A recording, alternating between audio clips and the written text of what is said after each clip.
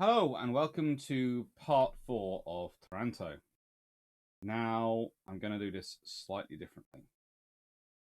Ever so slightly different than I've done the previous ones because there are a few things to consider. This mostly comes from two accounts I've used to thread it together to try and keep the story between the two levels I want to discuss. There's, of course, Sailor's Odyssey, but a biography of Admiral of the Fleet, Viscount Cunningham of Eindhoven. And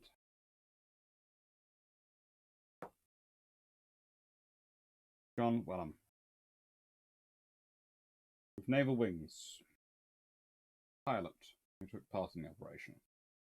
So you have senior pilot takes part in it, so the operational and tactical levels, and a strategic level.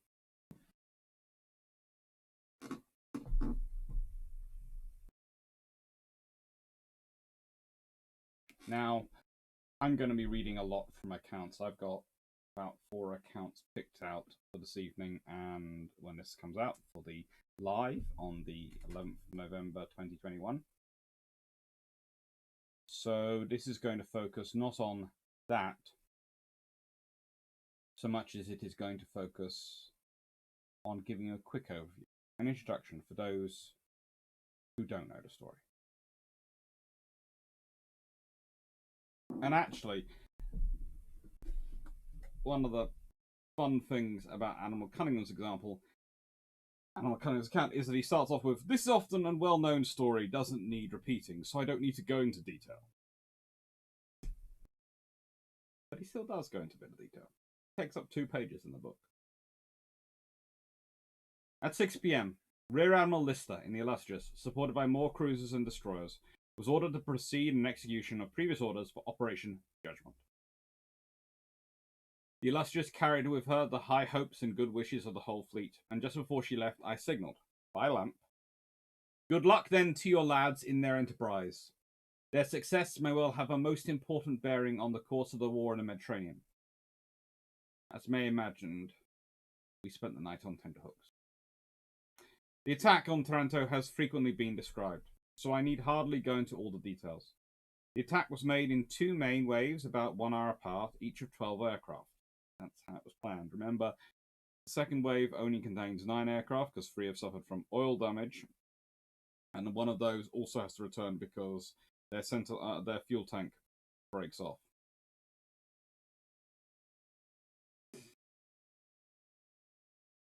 The attack was made in 2 main waves,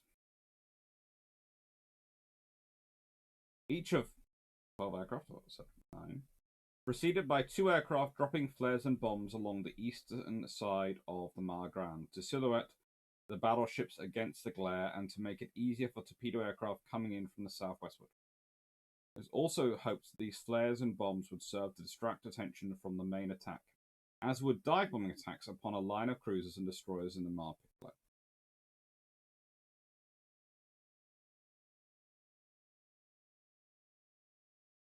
I sometimes see accounts written of modern day tactics, and the amount of people who go, "Oh, we're so clever, we're going to be a lot of doing this as a distraction, that as a distraction."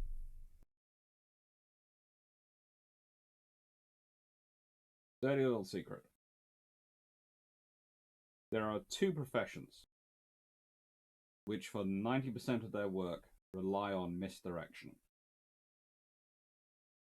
magicians and warfare. If you practice magic or you practice warfare, you rely on misdirection. Because you can't achieve anything if everyone knows you're coming and what you're coming from. We talk about stealth as being invisibility, but in reality, it's misdirection. Because basic version of saying, "Don't look here. We're not here. You can't see us. Look elsewhere." And, as a rule, attacks by stealth aircraft are usually coupled with attacks by less stealthier activity, i.e. cruise missiles or other things, blowing up other targets. Like Taranto. And here the distractions serve as an extra bonus. Because by doing a bright light up here, the gunner here has more difficulty seeing what's coming from out.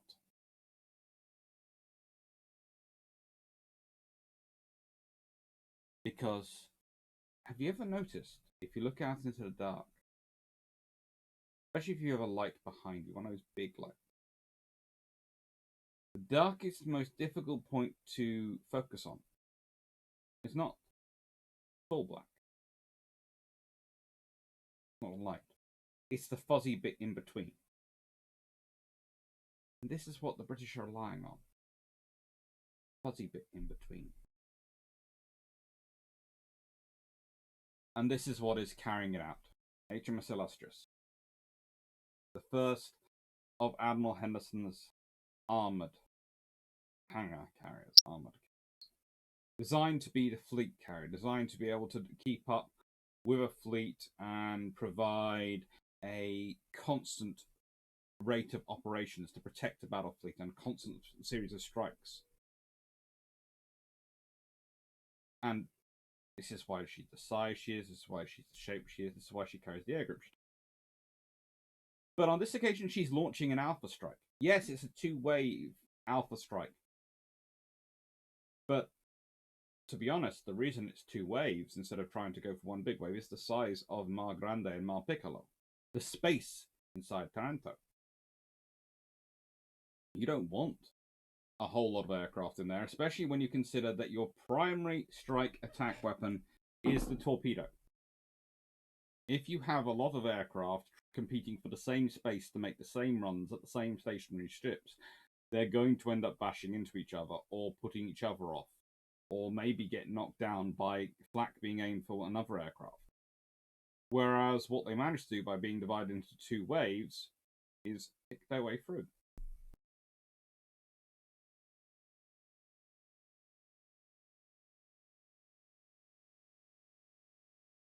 One of the questions about naval history we often have to deal with is what is the right way? What is the best way for an aircraft carrier, for any ship to act as air group? And that's the wrong question. What is the best? The correct question is, what is the best carrier that fits your type of warfare, your style of operation, and the operation you're conceiving and needing to do? The Invincible class, which is famous in the Falklands War, but were a critical point of the Royal Navy's aircraft carrier and task group formations for years. They're designed to operate in an environment where you're far closer to Allied support. They are designed in many ways to operate in a European context, where they're going to have an American carrier providing air support, where they're probably going to have Allied aircraft from Norway providing air support. So they can afford to be the shape and size they are. The reason you have the aircraft carrier that we now have, the Queen Elizabeth class, and they're much bigger, and this causes a huge amount of debate. Yeah, lovely people who say they're the wrong size, they're too big, or, we should have got smaller carriers. Well, that's fine. But if you're looking at having a carrier that can operate as center of task group in the Pacific, or the Indian Ocean, or actually the South Atlantic, if you're only going to have one carrier available. Because if you're only going to build two ships, and this is the other issue, when you consider Britain this time, there is a pause in construction of carriers. So Illustrious is the only one available. Eagle, ship with her, isn't available. She's suffered damage. So they go from a multi-carrier strike plan to a single carrier strike. They go from 30 plus strike aircraft down to 20 once everything takes place.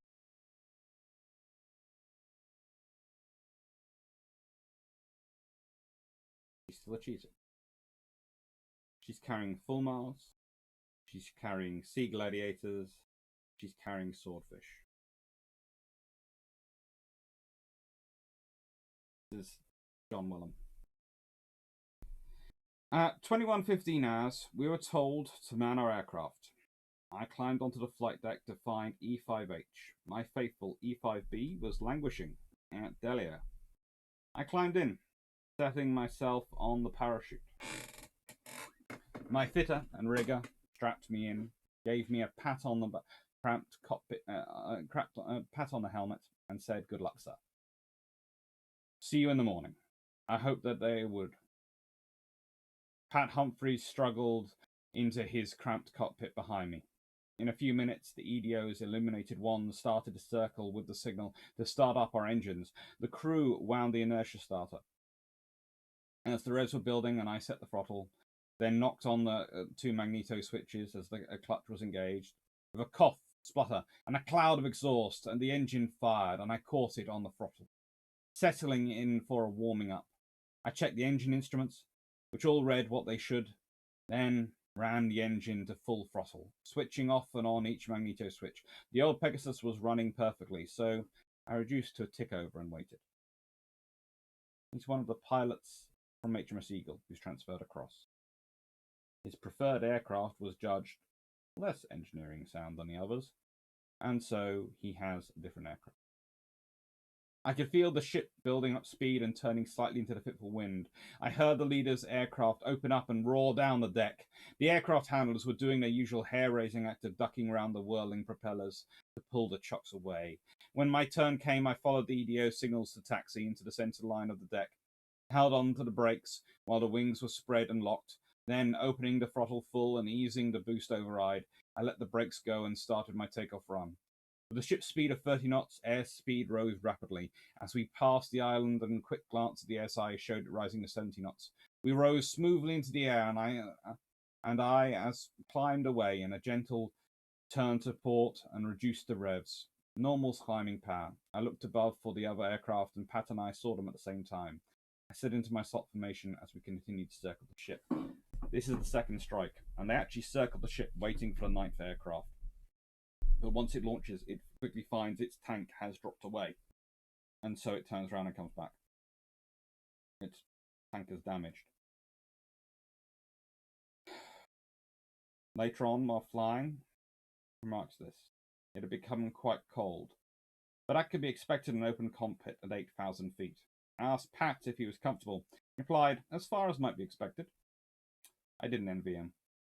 Jammed in the aftermost cockpit with vapor from the tank wafting around him while I was reasonable comfort, sitting on my parachute cushion with an acceptable amount of space and surrounded by familiar instruments.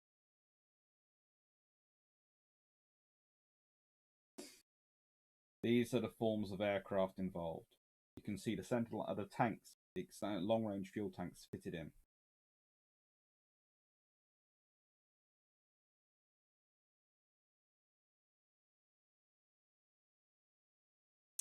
They've gone into the observer's cockpit because that would slot in the center, and then the observer moved into the telegraphist air gunner's cockpit in the rear. And that's where they're positioned to provide fuel. This is what gives the Swordfish its really long range. A 66 imperial gallon, that's a 273 litre tank inserted into a cockpit. And believe it or not, Pat Humphreys was one of the lucky ones, because he had fumes flying around him, and there were a few who were lucky in that, but some of those tanks really did leak. One was so bad, the aircraft had to turn back, but others, they were bad enough that the observer sitting in the back seat was riding high in aviation fuel, soaked all into their clothes, sloshing around them.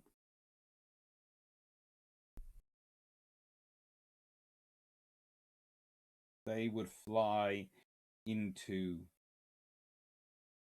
tracer fire. They would fly into high explosive, blowing off all around them, with clothes soaked in aviation fuel, in a cockpit full of aviation gas vapors.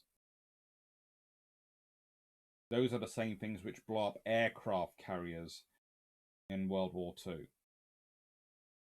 Would you fancy being in a cockpit with them? Going into that?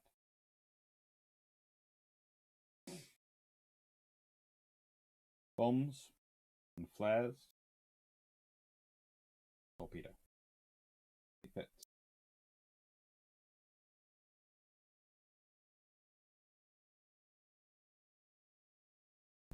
There is often a question here about people bring up of going, oh, well, if they'd had more aircraft, would more have been torpedoes? Would they have gone for a 50-50 set? And frankly, we know the answer. We know the answer from the stats they gave from the 30. We know the answer from the stats they gave from the idea of the concept when it was Eagle and Full Mars going. They were always going to go for a torpedo heavy strike force because the torpedo, for its requirements that you fly straight and level, that you have a tension cable attached to the nose and wooden extra fins attached to the torpedo to make it drop properly, for all those things, is, thanks to 20 years of development, your premier strike asset for anti-ship operations. Especially if you want to take down the big ships. And that is what the Royal Navy is hunting.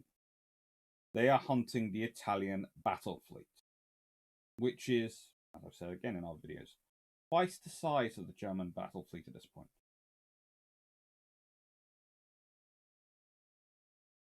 Take it out, you make the Mediterranean a lot easier.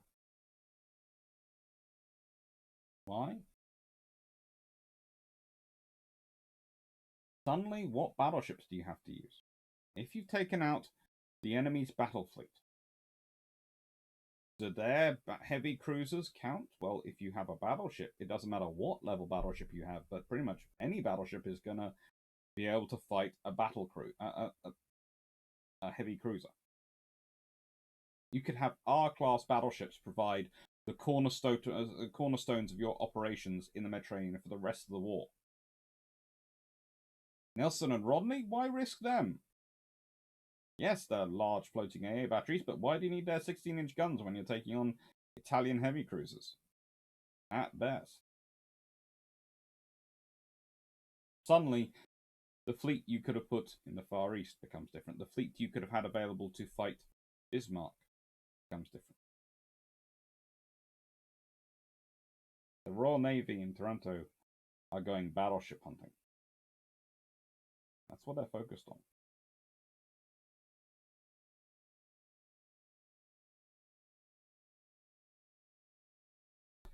After flying more than an hour, I noticed that the dark blue fabric of the horizon ahead was torn by a patch of light.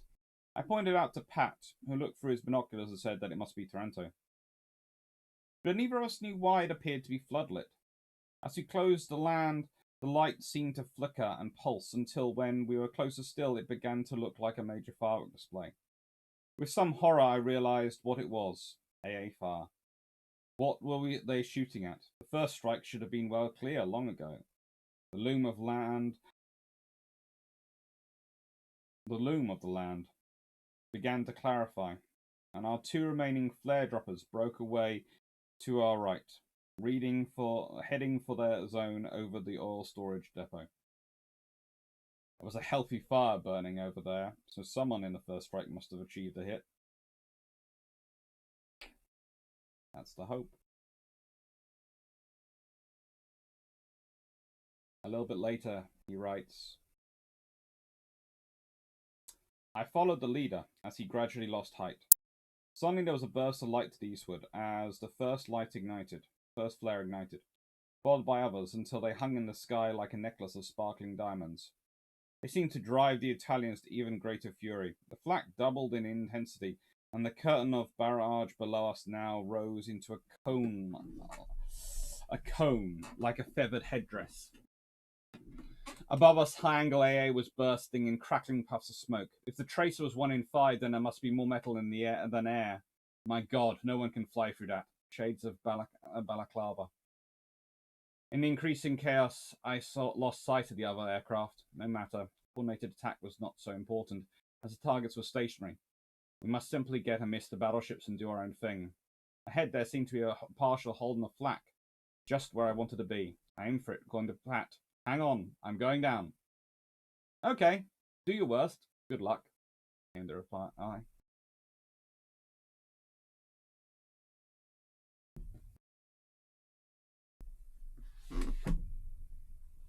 Fine.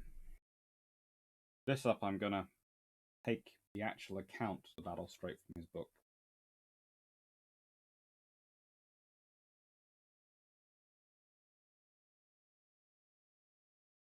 I push the nose down, easing back the throttle to avoid over revving the engine. The speed built up 140 knots, 150 knots, 155 knots. I wanted to dive as steeply as possible, knowing that a gentle angle would only give me more time in the barrage. We were in it. The familiar red, green, and yellow lines of tracer were crawling up towards us, then hurtling past. Ahead they appeared as a tangle of colour. The slipstream was screaming through the struts and bracing wires. Past my ears, my nose was filled with the stench of cordite. There was tracer above us, tracers below us, and tracers seemingly passing between the wings. The dive was steepening, and the speed building up 160 knots, 170 knots. We met a barrage balloon. No self-respecting balloon should have been that at that height. Its cable must have been shot away. I hauled the stick over to the left. I missed it.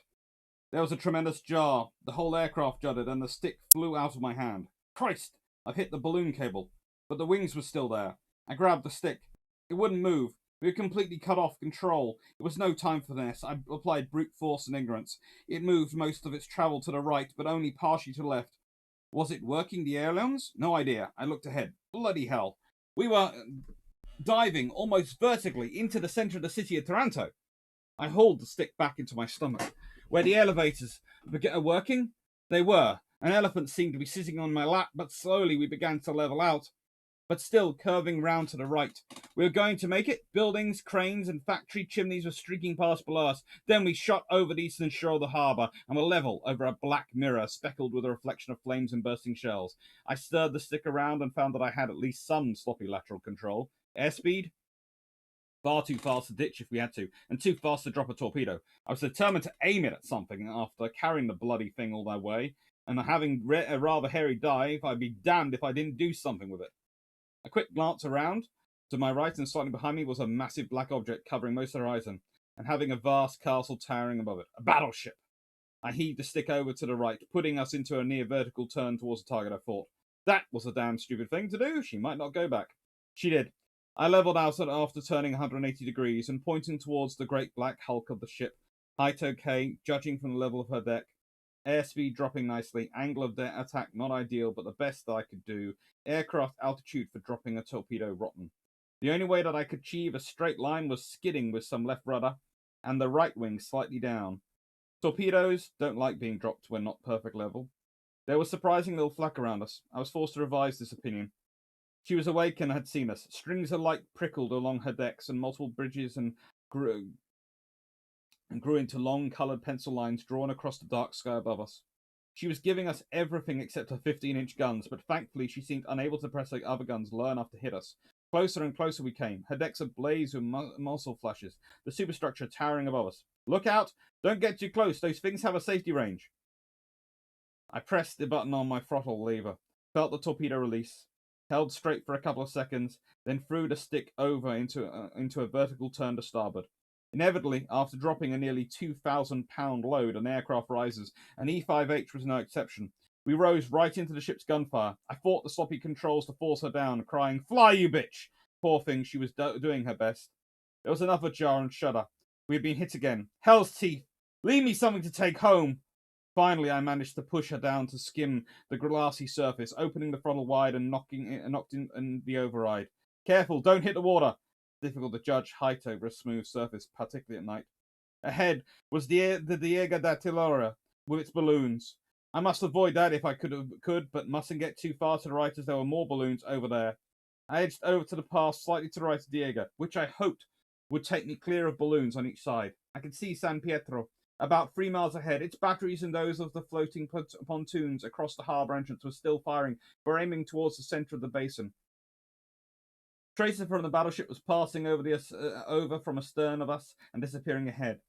Scraping the surface of the sea, we shot past the island into the wonderful, welcoming anonymity of the darkness. We were in the clear and were still flying, although hardly in approximate approved flying school manner. Would she keep flying on long enough to get home?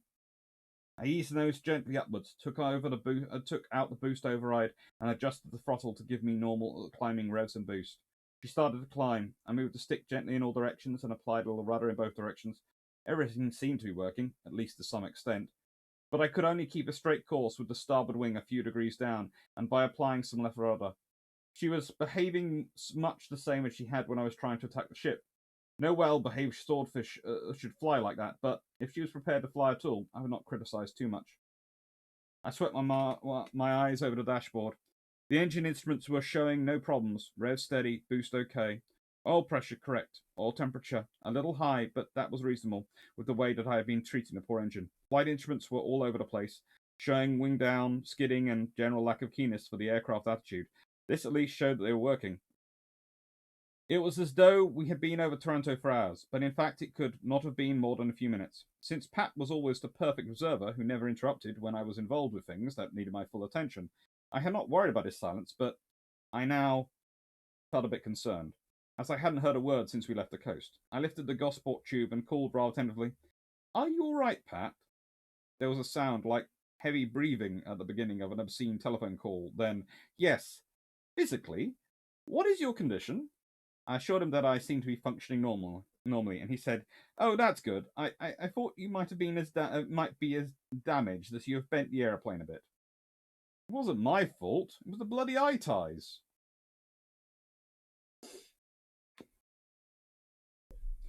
Sorry for the swearing, but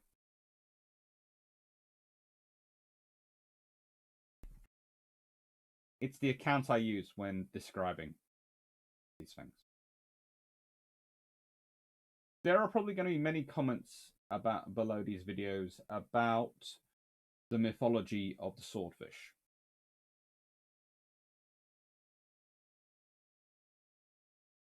I don't think it was perfect. I'm never going to claim that. But it was a very well developed aircraft for what it was required to do. And it was a very good aircraft for what it was required to do. But I think in part the mythology that has come about because of accounts like that. Of the fact the swordfish stayed flying when, frankly, it should not have done. You are not supposed to do what John did with a swordfish carrying a torpedo. It is not designed for it. At no point did anyone in its construction, when they were designing it, think, you know what, you're going to do a death spiral at maximum speed, and you're going to be able to pull out with your ailerons filled with cable from a balloon that's gone out in the wrong direction. No one thought of that. Yet by building the best aircraft they could build, to the best quality they could build, they provided an aircraft which did. And finally, let's consider Admiral Cunningham. His summation. Admirably planned and most gallantly executed. In the face of intense anti-aircraft fire, Operation Judgment was a great success. 3 of the Italian battleships were badly damaged. Photographs taken next day showing 2 beached and a 3rd sunk by the bows. 2 cruisers also seemed to have been damaged in Malpiccolo as a result of the bombing attacks. 2 of our aircraft and 4 brave young men failed to return. The zeal and enthusiasm with which these deliberate and accurate attacks were carried out in comparatively slow aircraft, in the face of intense fire control, cannot sufficiently be praised. It was a great day for the Fleet Air Arm, and showed what they could do when they had their chance. Taranto, and the night of November 11th to 12th, 1940, should be remembered forever as having shown once and for all that in the Fleet Air Arm, the Navy has its most devastating weapon. In a total flying time of about 6.5 hours, carrier to carrier, 20 aircraft inflicted more damage upon the Italian fleet than was inflicted upon the German High Seas Fleet in daylight action at the Battle of Jutland. The illustrious and Vice Admiral Prindham Whipple's party rejoined us at daylight next morning, November the 12th. As the illustrious hove in sight, I caused a flag to be hoisted. Illustrious, maneuver well executed, which was an understatement. And that's in Cunningham's own words. And we will have another video which will look at the results.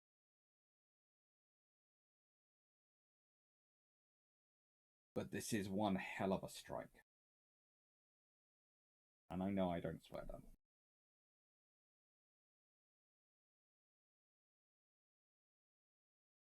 Taranto, on paper, could have been colossal if the on paper force had been available. The level of damage it inflicts with the actual available force is down to the bravery of crews like John and Pat. It's down to their dedication, and it's down to them getting the best out of the aircraft they had. We again go back to the mythology of the swordfish and its sometimes veneration. As I said, I wouldn't say it's perfect. But when I'm looking at the mythology of the swordfish and the veneration of it, I think of it not just as of the aircraft, but of the crews. It's the combination. I remember once reading an article written by Jeremy Clarkson. And he was talking about the Enterprise in Star Trek versus the Millennium Falcon. And how in the Enterprise you always feel it succeeds because of its crew. But when you're looking at the Millennium Falcon and you're thinking about how it succeeds in the whole franchise, it succeeds as much because of the ship as the crew. That it's the teaming of those two things, the ship and the crew. The ship as an identity, as a personality, not just a collection of advanced electronics. And the crew are what give it the success. And that's where the swordfish comes. Because when you look at a swordfish, like the one on the cover of John Williams' book, which is flying over HMS Ark Royal. When you look at a swordfish, you know it is not just the aircraft that comes through for you. The crew as well. So maybe, just maybe, the mythology of the swordfish and the veneration that comes from is about a veneration for the Fleet Air Arm as well, and what they pulled off. Because also remember this, if it had been going to peacetime schedules by this point in 1940, these should have been replaced by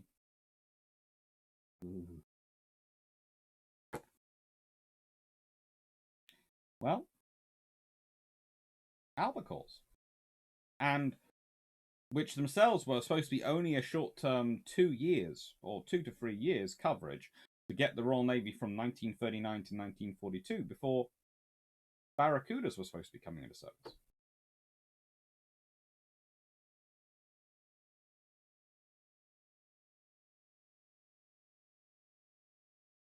It's not an old aircraft, but it is an aircraft which has had its full life. And it's not supposed to still be in service. But it is. And the fact that it pulls off all the things it does is down to that aircraft and the quality of that aircraft. But also the quality of the crews within it who managed to get the best out of it.